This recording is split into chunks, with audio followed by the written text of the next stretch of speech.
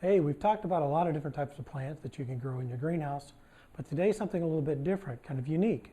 You know, cherries. They're expensive to buy, but you can grow them in your greenhouse. Now, greenhouses are pretty cool for cherries because they eliminate a lot of the harsh weather conditions that are going to be harmful. You know, high winds, frost. More importantly, I think, they eliminate birds. You don't have to net your tree all the time, but your greenhouse can protect it, protect your cherries from birds. Because I am telling you, if you have berries on a tree, there's no better, you could put bird seed out all day long. I've got a fruit tree out in my yard, and man, little berries come out, and it's unbelievable that the birds dive bomb that sucker all day long.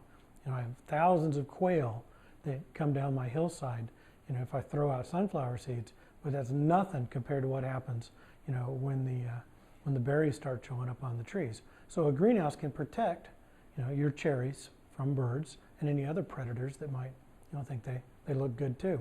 Now, if you're going to grow cherries in your greenhouse, you want to use different types of plants, or you need to use a type of cherry that won't need cross-pollination.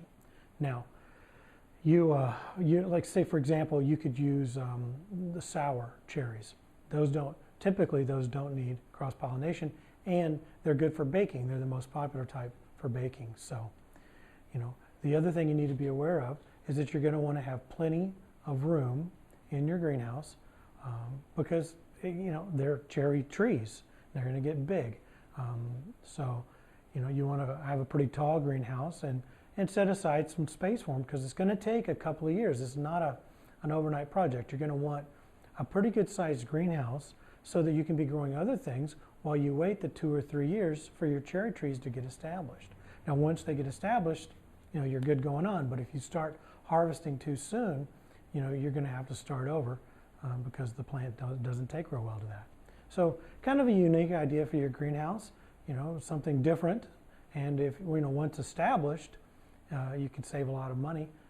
Of course, by the time you buy a greenhouse, buy the cherries, spend a couple of years, you could go to the grocery store probably for a lot less, but what's the fun in that? So until next time.